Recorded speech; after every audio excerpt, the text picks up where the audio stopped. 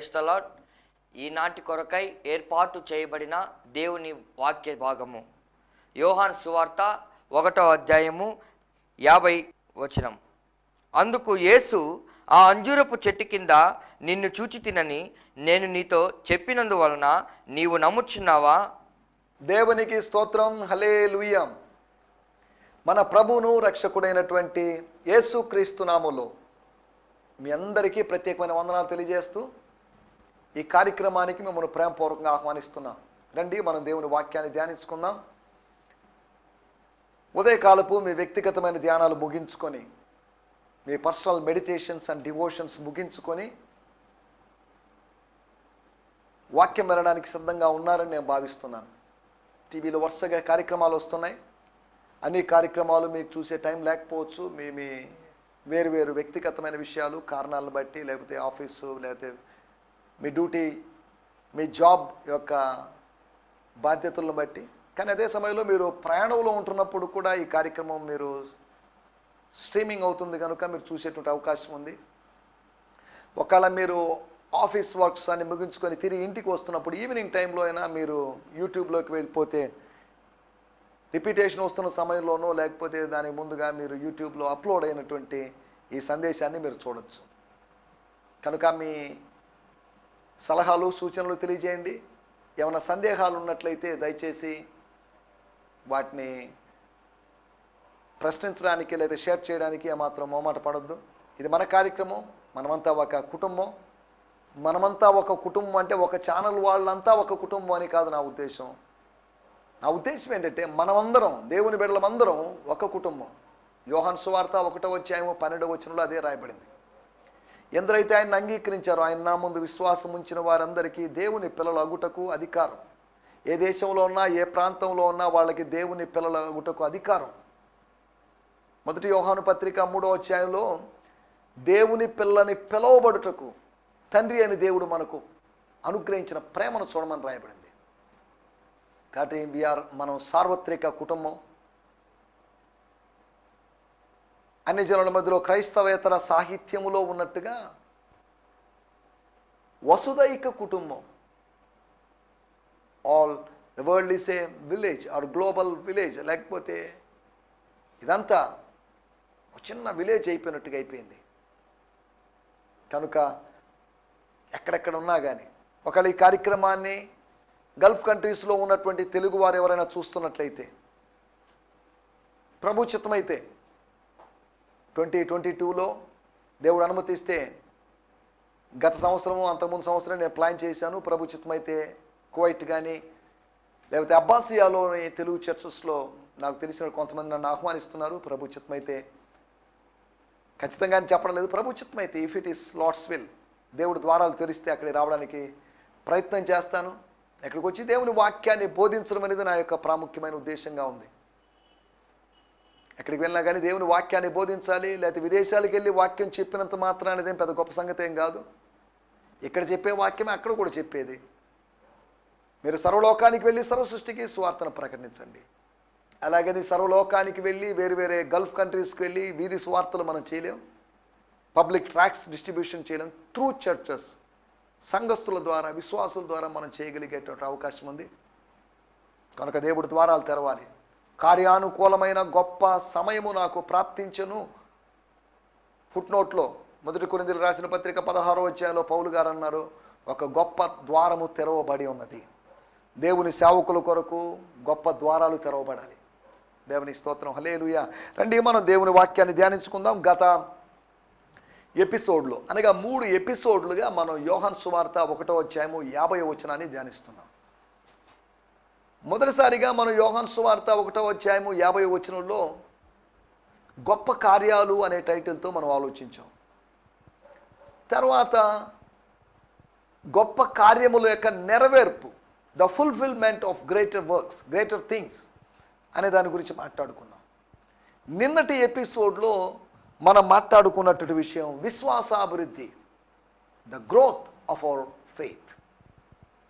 మన విశ్వాసము ఎదుగుదల కలిగిందిగా ఉంది. ఎదుగుదల అనేది it's a sign of life. ఎదుగుతున్నామంటే మార్పు వస్తుందని అర్థం. ఆ మార్పు లేదా ఆ ఎదుగుదల మనలో ఉన్నటి జీవానికి గుర్తు. మనం చచ్చిపోయిన వాళ్ళలో ఎదుగుదల ఉండదు, శవాలకు ఎదుగుదల ఉండదు, శవాలకు అభివృద్ధి ఉండదు, శవాల్లో మార్పు ఉండదు. కానీ శవాల్లో మార్పు లేదంటారే, మార్పు ఉంది, కుళ్ళిపోతుందిగా. ఆ నెగటివ్ మార్పును గురించి కాదు, పాజిటివ్ మార్పును గురించి నేను మాట్లాడుతున్నాను. కాబట్టి మనం సజీవులు అనడానికి గుర్తు growth is one of the science of our life. దేవునికి స్తోత్రం, హల్లెలూయా. విశ్వాసాభివృద్ధి లేఖనములోకి చూడడం ద్వారా, విశ్వాసాభివృద్ధి యేసుప్రభు చెప్తుంటే వినడం ద్వారా, యేసుప్రభు అక్షార్థంగా మనకు చెప్పడు కదండి, అవును, వాక్యం ద్వారా ఆయన చెప్తాడు. లేకపోతే ఒక వాయిస్ని, నా గొర్రెలు నా స్వరం వినును అని చెప్పబడిన మాటల ప్రకారం, ఆయన వాయిస్, సత్య సంబంధుడైతే దేవుని స్వరం వింటాడు అని చెప్పబడినట్టు మాటను ఆధారంగా చేసుకొని we could hear the voice of God, voice of Christ. అంతేకాకుండా ఆయన చూపడం ద్వారా, ఆయన చేసి చూపించడం ద్వారా, ఆయన గొప్ప కార్యాలకు అనుమతి ఇవ్వడం ద్వారా, శిష్యుల ముందు ఏ విధంగా గొప్ప కార్యాలు చేశాడో మన ముందు అలాగే చేసినప్పుడు, యోహాను సువార్త 20వ అధ్యాయంలో ఆయన తన శిష్యుల ఎదుట మరి ఇతర గొప్ప సూచక్రియలు చేసిన రాయబడింది. కాబట్టి అలా విశ్వాసాన్ని మనం అభివృద్ధి చెందించుకుంటాం. ఈ సందేశంలో మనం ఆలోచించేటువంటి మాటలు, నీడలలో ఉన్న నరులు, the people under the shadows. ఏంటి నీడల్లో ఉన్నోళ్ళు? ఏంటి నీడల్లో ఉన్నోళ్ళు అంటే నిజస్వరూపాల్లో ఉన్నోళ్ళు కాదు. నీడ వేరు, నిజస్వరూపం వేరు. ఛాయ వేరు, నిజస్వరూపం వేరు. ధర్మశాస్త్రము రాబోయేటువంటి మేళ్ల విషయమై ఛాయ is a shadow, law is a shadow, but Christ is the reality. అంతేకాకుండా కొలసీ పత్రిక 2వ అధ్యాయంలో మనం గమనిస్తే అమావాస్య, విశ్రాంతి దినాలు ఇవన్నీ నీడల్లాంటివి, ఛాయల్లాంటివి. కానీ Christ is the reality, Christ is the fulfilment. అనగా ధర్మశాస్త్రంలోని 7 పండుగలు లేకపోతే 3 ముఖ్యమైన ప్రధానమైనటువంటి పండుగలు, ఇవన్నీ వీటి యొక్క నెరవేర్పు క్రీస్తులో మనం చూస్తాం. దేవుని స్తోత్రం. నీడల్లో ఉన్నటువంటి నరులు, యోహాను సువార్త 1వ అధ్యాయము 50వ వచనాన్ని మనం చదువుకున్నాం. అందుకు యేసు, ఆ అంజూరపు చెట్టు కింద నిన్ను చూచితినని నేను చెప్పినందువలన నీవు నమ్ముచున్నావా? నువ్వు ఎక్కడున్నావో తెలుసా? అంజూరపు చెట్టు కింద ఉన్నావు. అంజూరపు చెట్టు కింద ఉండడం ఏంటి అని మనం ఆలోచిస్తే, ఆయా సందర్భాల్లో మనుషులు చెట్ల నీడల్లో ఉంటారు. ఆయా సందర్భాల్లో చెట్లు మనుషులకు పోలికగా ఉంది. అనగా చెట్టు మనిషి ఇద్దరు కనిపిస్తున్నారు, ఒక మనిషి నీడలో మరొక మనిషి. అదే సమయంలో యెషయా గ్రంథం 30వ అధ్యాయంలో ఐగుప్తు నీడ అనే మాట కూడా మనకు కనిపిస్తుంది. ఐగుప్తు నీడ అంటే ఏంటి? ఐగుప్తు అనేది చెట్టు అని కాదు దాని అర్థం. అనగా దానికి సమీపంగా, దానికి దగ్గరగా ఉంది, దాన్ని ఆశ్రయించింది అని దాని అర్థం. అంజూరపు చెట్టు కింద ఉండడం అనే మాటను మనం అర్థం చేసుకుంటే, మీకా గ్రంథంలో 4వ అధ్యాయము 4వ వచనములో ఒక మాట మనం గమనిస్తే, మీకా గ్రంథము 4వ అధ్యాయము 4వ, మైకా 4:4, ఎవరి భయం లేకుండా ప్రతివాడును తన ద్రాక్ష చెట్టు కిందను తన అంజూరపు చెట్టు కిందను కూర్చుండెను. సైన్యములకు అధిపతియగు యెహోవా మాట ఇచ్చుచున్నాడు. But they will each sit under their own vines and fig trees, and no one will make them afraid again, because the eternal commander of heavenly armies has ordered it so. మనము ఈ ప్రవచన భాగాల్లోకి, ఈ మీకా గ్రంథం అనగానే social justice గురించి, వాటి గురించి రాయబడిందని మనకు తెలిసిన విషయమే. కానీ ఇప్పుడు మనం దాని వివరణలోకి, కానీ ఒక్క మాట ఏంటి, దేని గురించి చెప్పబడింది? ఇది ద్రాక్ష చెట్ల కింద అని రాయి. ద్రాక్ష చెట్టు కాదండి, తర్జుమాలో అలా వచ్చింది అంతవరకే. కానీ వైన్స్, ద్రాక్ష తీగల కింద. అనగా ఇంకా చెప్పాలంటే ద్రాక్ష పందిరి కింద అని. ద్రాక్ష తీగలు, తీగ పెద్ద నీడబోదు, తీగ పందిరిని ఆధారంగా, అనగా ద్రాక్ష పందిరి కింద, ద్రాక్ష తోటలో ద్రాక్ష పందిరి కింద మీరు ఉన్నారు అనగాదు. అంతేకాకుండా అంజూరము కింద ఉన్నారు అనగా ఈ ప్రవచనము నతనీయేలు జీవితంలో నెరవేరిందని మనం వ్యాఖ్యానించకూడదు. ఇది ఎప్పుడు జరుగుతుందంటే 4వ అధ్యాయము 1వ వచనంలో రాయబడింది. But in the last hopeful days that are coming the temple mountain of eternal one will tower over all the mountains. దాంట్లో కళ్ళం లేదండి. అంత్య దినాల్లో జరగబోయేటువంటి విషయాల్ని ఇంకా చెప్పాలంటే నేను గత ఎపిసోడ్లో చెప్పినట్లుగా ఆమోసు గ్రంథము 8, 9 అధ్యాయాల్లో మాటలు తీసుకొచ్చినప్పుడు 1000 ఏళ్ల పరిపాలన, సహస్ర వత్సర పరిపాలన, సహస్ర సంవత్సర పరిపాలన అని పిలువబడినటువంటి ఆ పీరియడ్, దాని తర్వాత ఎండింగ్ అని, లేకపోతే మిలేనియం ఉందని లేదని, 1000 ఏళ్ల పరిపాలన ఉందని లేదని రకరకాల వాదనలోనే మనం ఇప్పుడు వాటిలోకి వెళ్ళడం లేదు. ఏదేమైనప్పటికీ కొత్త నిబంధన కాలములో అనగా సంఘ కాలములో కాకుండా అంత్య దినాల్లో జరగబోయేటువంటి విషయాల్లో భాగంగా ప్రతివాడు యుద్ధ భయము లేకుండా, యుద్ధ భయం లేకుండా అంటే ఇప్పుడు యుద్ధ భయం ఉంది. ఎప్పుడు? మత్తయి సువార్త 24వ అధ్యాయము, మార్కు సువార్త 13వ అధ్యాయము, లూకా సువార్త 21వ అధ్యాయం. యేసు ప్రభు తన రాకడకు సూచనలు చెప్తూ మీరు యుద్ధము యొక్క సమాచారం, యుద్ధ సమాచారం వింటారు. You will hear about the news of the wars. కానీ వీళ్ళు యుద్ధ సమాచారము లేకుండా ప్రశాంతంగా ద్రాక్ష చెట్ల కింద, అంజూరపు చెట్ల కింద, అనగా కొంతమంది ద్రాక్ష చెట్ల కింద, కొంతమంది అంజూరపు చెట్ల కింద, అందరూ ద్రాక్ష చెట్టు కిందనో అంజూరపు చెట్టు కిందనో ఉండే అవకాశం లేదు. ఎందుకంటే అంజూరపు తోట వేరుగా ఉండొచ్చు, ద్రాక్ష తోట వేరుగా. ద్రాక్ష తోటలో అంజూరపు చెట్టు వేయకూడదు. అంజూరపు చెట్టు వేసిన పరిస్థితి లూకా సువార్త 13వ అధ్యాయంలో ఉపమానంలో మనం చూడగలం. మన ఇక్కడ ఆలోచిస్తున్నట్టు విషయం ఏంటంటే they will each SIT under the own, వాళ్ళ సొంత ద్రాక్ష చెట్లు, అంజూరపు చెట్ల కింద కూర్చుంటారు, ప్రశాంతంగా ఉంటారు, రిలాక్స్డ్గా ఉంటారు, సేదదీరి ఉంటారు, నీడల్లో ఉంటారు, చెట్ల నీడల్లో ఉన్నారు. కానీ 91వ కీర్తన 1వ వచనంలో రాయబడింది, మహోన్నతుని చాటున నివసించువాడే సర్వశక్తుని నీడను విశ్రమించువాడు.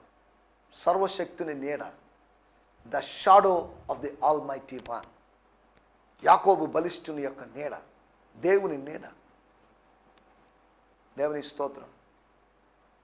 అనగా మన ఇక్కడ ఆలోచిస్తున్నట్టు మాట ఏంటంటే, ఇది వాగ్దానమో లేదా ప్రవచనం. ఎందుకు నాకు గుర్తొచ్చిందంటే, ఈ మాట నేను ఎందుకు గుర్తు చేశాను అంటే, అంజూరపు చెట్టు కింద ఉన్నాడు అని చెప్పినప్పుడు ఈ మీకా గ్రంథం 4వ అధ్యాయంలోకి వెళ్ళిపోయాం. మనం ఇప్పుడు బ్యాక్ వచ్చేస్తున్నాం. కొన్ని నీడల్లో ఉన్నటువంటి కొంతమంది వ్యక్తులు మీకు జ్ఞాపకం చేస్తాను. మొట్టమొదటి మాట ఆదికాండము 18వ అధ్యాయము 1వ వచనంలో మనం గమనించినట్లయితే అక్కడ ఒక మనిషిని మనం చూస్తున్నాం. జెనిసిస్ 18:1. స్తోత్రం. మరియు మమ్రే దగ్గరున్న సింధూర వనములో అబ్రహాము ఎండవేళ గుడారపు ద్వారం యందు కూర్చొని ఉన్నప్పుడు యెహోవా అతనికి కనబడెను. The eternal one appeared once again to Abraham by the oaks of Mamre while he was resting at the entrance to his tent in the middle of hot afternoon. ఒక మధ్యాహ్న కాలం, ఒక మిట్ట మధ్యాహ్న సమయంలో అబ్రహాము ఆయన ఎక్కడున్నాడంటే సింధూర వనములో ఉన్నాడు. ఏంటి సింధూర వనం అని ఆలోచిస్తే ఇంగ్లీష్లో ఓక్ ట్రీస్ అని రాయబడింది. ఎత్తైనటువంటి ఆ వృక్షాల కింద ఉన్నాడు. ప్రతి వృక్షపు నీడలో కాదు, ఒక వృక్షపు నీడలో ఉన్నాడు. అనగా దాని అర్థం ఏంటి అని మనం కొద్దిగా ఆలోచిస్తే ఆయన రిలాక్స్ అవుతున్నాడు. ఎలియాజరే తన కుమారుడని భావించి, లోతు తన కుమారుడని భావించి మోసపోయి, బహుశా ఇక రాబోయే రోజుల్లో హాగరు ద్వారా ఎవరైనా పుడితే వాళ్ళు నా కుమారుడు అవుతారని భావించి వాగ్దానాన్ని సరిగా విశ్వసించకుండా ఉన్నటువంటి అబ్రహాం, రిలాక్స్డ్గా ఉన్నటువంటి అబ్రహామును దేవుడు దర్శిస్తున్నాడు. ఆయన సింధూర వనములో సింధూర వృక్షపు నీడల్లో ఉన్నాడు. ఆ నీడల్లోంచి ఆయన బయటికి రావాల్సిన అవసరం ఉంది. దేవుని స్తోత్రం. అనగా ఏదో ఒకదాన్ని డిపెండ్ అవుతూ ఉన్నారు.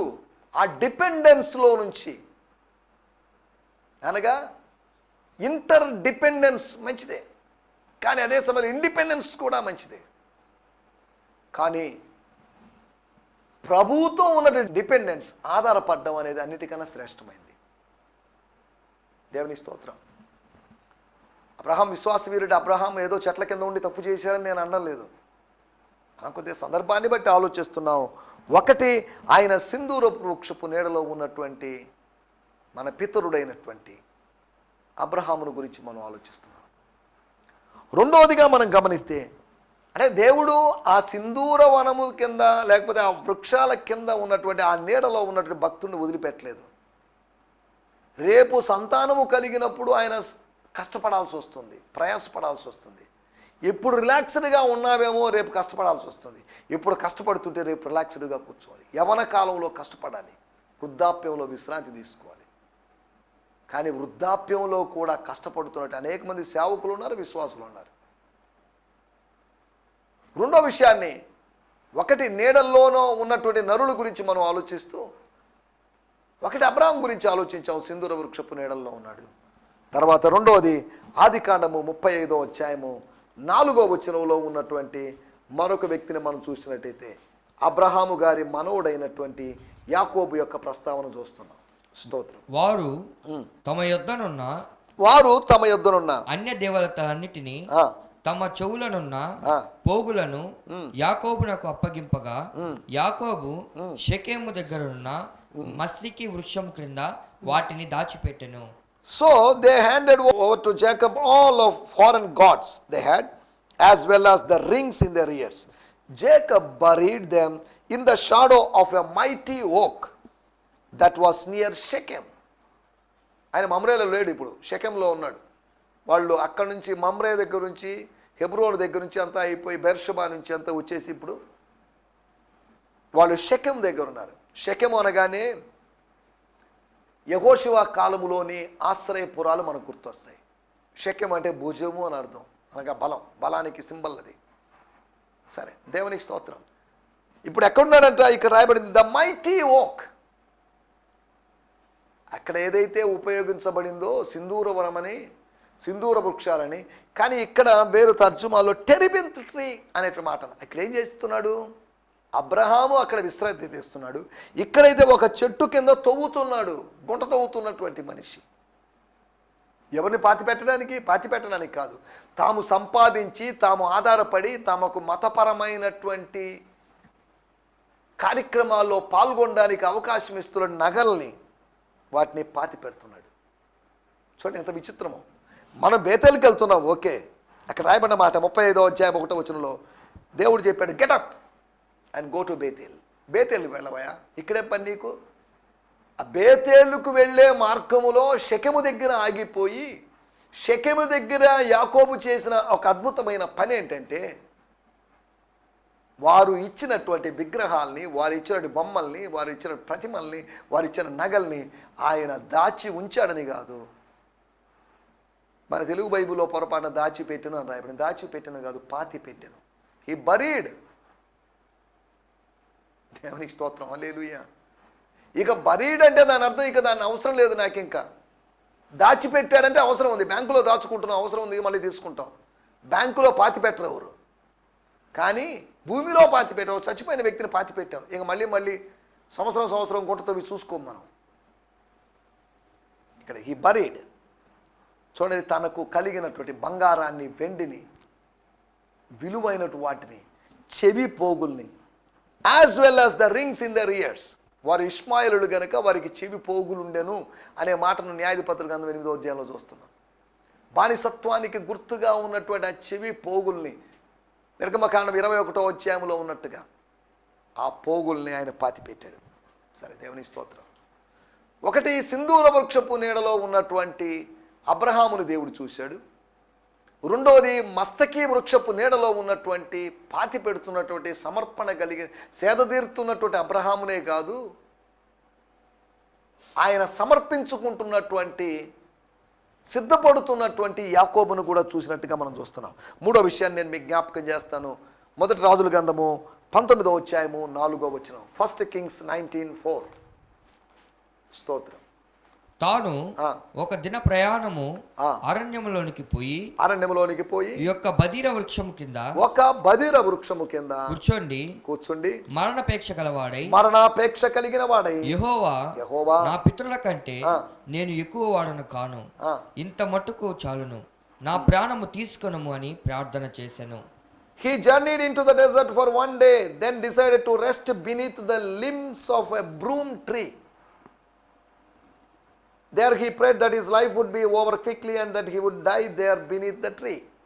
ఇక్కడ రాయబడింది బ్రూమ్ ట్రీ అని రాయబడింది, కానీ కొన్ని తర్జుమాలు జునిపర్ ట్రీ అని రాయబడింది. అనగా బ్రూమ్ ట్రీ అంటే, బ్రూమ్ అంటే మనకు తెలుసు చీపురు, అనగా చీపురులు చేసుకునేటువంటి, అనగా ఇల్లు ఊడ్చుకునేటువంటి ఆ కొమ్మలు లేకపోతే అటువంటి కలిగినటువంటి ఆ చెట్టు నీడలో ఉన్నాడు భక్తుడు. ఇక్కడ కూడా మరణాపేక్ష కలిగిన వాడు, జీవాపేక్ష కాదు, ఆత్మీయ అపేక్షలేం కాదు, మరణాపేక్ష. ఆయన చెప్తాను దేవుడు అడగలేదు, కానీ ఈయన అంటున్నాడు నేను నా పితరుల కన్నా గొప్పవాడిని కాదు. ఎవడన్నాడు నీతో? గొప్ప తక్కువ అనే తేడాలు దేవునికి చెప్పాల్సిన అవసరం లేదు. మనుషుల మధ్యలో ఈ తేడాలు ఉంటాయి కానీ గొప్ప తక్కువ అని, గొప్ప చిన్న అని, పెద్ద చిన్న అని, కానీ దేవుని సన్నిధిలో ఇవి దేనికి పనికిరావు. ఒకటి మనం ఆలోచిస్తున్నటువంటి విషయం, సేద తీరుతున్నటువంటి అబ్రహాము సింధూర వనంలో ఉన్నాడు, సింధూర వృక్షాల కింద ఉన్నాడు. సమర్పించుకుంటున్నటువంటి యాకోబు ఆయన మస్తకి వృక్షపు నీడలో ఉన్నాడు. తర్వాత మూడోదిగా బదరి వృక్షపు నీడలో ఒక స్త్రీ మాటకు భయపడిపోయినటువంటి ఏలియా ఉంటున్నాడు. తర్వాత నాలుగవదిగా యోనా గ్రంథము 4వ అధ్యాయము 6వ వచనంలో మనం చూస్తే అక్కడ మరొక భక్తుని చూస్తున్నాము. యోనా గ్రంథము 4వ అధ్యాయము 6వ వచనంలో మనకందరికీ తెలిసినటువంటి పాఠ్య భాగమే లేకపోతే వాక్య భాగమే. యోనా ఎక్కడున్నాడు అని ఆలోచిస్తే he was under the bottle God plant. 4వ అధ్యాయం 6వ వచనం చదువుతున్నాను. దేవుడైన యెహోవా సొరచుకొట్టి ఏర్పరచి, సొర చెట్టు ఒకటి ఏర్పరిచి అతనికి కలిగిన శ్రమ పోగొట్టుటకై అది పెరిగి యోనా తలపైగా నీడ ఇచ్చినట్లు చేసెను. Then the eternal God chose a God plant to grow up and to shade Jonah from discomfort of intense heat. The large thick leaves of this vine made Jonah very very happy. Jonah was happy. ఏదో నీడలు చూసుకొని సంతోషపడుతున్నాడు. నీడను చూసి సంతోషపడుతున్నాయేమో. నీడ గతించిపోతుంది కానీ నిజ స్వరూపమే నిలిచిపోతుంది. ఈ రోజుల్లో కూడా రకరకాల నీడలు చూసుకొని, వాళ్ళ నీడ వీళ్ళ నీడను చూసుకొని, వాళ్ళ అండ వీళ్ళ అండను చూసుకొని నాకేంట్లే అనుకొని ఆనందిస్తున్నావేమో. ఒకరోజు నువ్వు ఆశ్రయించిన నీ నీడలన్నీ అదృశ్యమైపోతాయి, నీ నీడలు నిన్ను వీడిపోతాయి. దేవుని స్తోత్రం, హల్లెలూయా. మనం ఆలోచిస్తున్న మాట, సేద తీరుతున్నటువంటి అబ్రహాము, సమర్పించుకుంటున్నటువంటి యాకోబు, స్త్రీ మాట విని భయపడిపోయినటువంటి ఏలియా. ఇప్పుడు ఈయన కూడా ఇంచుమించు ఏలియాలాగే ఉన్నాడు, మరణాపేక్ష కలిగిన వాడే ఉన్నాడు. ఎదురు చూస్తున్నాడు ఆకాశము నుంచి ఏం జరగబోతుంది, స్వర్గము నుంచి రాబోతున్నటువంటి ఉగ్రతను చూడడానికి సిద్ధంగా ఉన్నాడు. స్వర్గం నుంచి ఉగ్రత రాబోతుంది. అవును, ఆకాశం నుంచి అగ్ని కొరవబోతుంది, పట్టణం నాశనం కాబోతుంది, సొదొమ గొమొర్రా నాశనమైనట్టు నాశనం కాబోతుంది. అది నాశనం కావాలి, అది తన ఆశ. కాకూడదు అనేది దేవుని యొక్క ఆలోచన, కావాలి అనేది యోనా యొక్క ఆలోచన. మనిషి యొక్క ఆలోచన విఫలమవుతుంది, దేవుని యొక్క ఆలోచన మాత్రమే విజయవంతమవుతుంది. Man proposes but God disposes. తాను ఒకటి తెలిస్తే దేవుడు ఒకటి తెలుస్తాడని సామెత. నువ్వెన్నో తలంచవచ్చు కానీ దేవుడు తలంచింది మాత్రమే ఫైనల్. ఎన్ని తలచినా ఏది అడిగినా జరిగేది నీ చిత్తమే. దేవుని స్తోత్రం, హల్లెలూయా. 5వ విషయం మనం చదువుకున్నట్టు మూల వాక్యంలోంచి చదువుదాం. 1వ అధ్యాయము 46వ వచనము, అనగా యోహాను సువార్త 1వ అధ్యాయము 46వ వచనం. అందుకు నతనయేలు నజరేతులో నుండి మంచిదేదైనా రాగలదా అని అతను అడుగగా, వచ్చి చూడుము అని ఫిలిప్పు చెప్పాను. ఫిలిప్పు ఇన్విటేషన్ ఇవ్వడానికి ముందుగా మన అయ్యగారు అంజూరపు చెట్టు నీడలో ఉన్నాడు. ఇక్కడ ఈ తర్జుమాలో రాయబడిన మాటలు, ఈ తర్జుమాలను మరొక తర్జుమాలో రాయబడిన మాటలు ఏంటంటే, ఆయన దాని యొక్క ఫ్రూట్, లేకపోతే ఆ అంజూరపు పండ్లు, దాని యొక్క పండు, నీడ. I have been watching you before Philip invited you here early in the day అనగా ఉదయం పూటే. You are enjoying the shade, అంజూరపు చెట్టు యొక్క నీడని, and fruit of the fig tree, అంజూరపు చెట్టు యొక్క నీడని, ఫలాన్ని ఎంజాయ్ చేస్తూ నువ్వు ఉన్నావు. అనగా అంజూరపు పండు తింటూ అంజూరపు నీడలో ఉన్నప్పుడు నేను నిన్ను చూశాను బాబు, నిన్న చూశాను నేను. ఈరోజు నిన్ను పిలిచుండొచ్చేమో కానీ, నా దగ్గరికి రప్పించుండొచ్చేమో కానీ, నిన్న నేను చూశాను. I saw you yesterday. నిన్న చూచినవాడు, నేడు చూచినవాడు, రేపు చూడగలిగినవాడు, ఈ నేల మీదకి రావడానికి సహాయం చేసినవాడు, తల్లి గర్భములో ఉన్నప్పుడే ఉండడానికి ముందుగానే మనల్ని చూసినవాడు. నా మాటలు నేను ఇక్కడ ముగిస్తున్నాను. 5 మంది వ్యక్తులు, 5 మంది నరులు,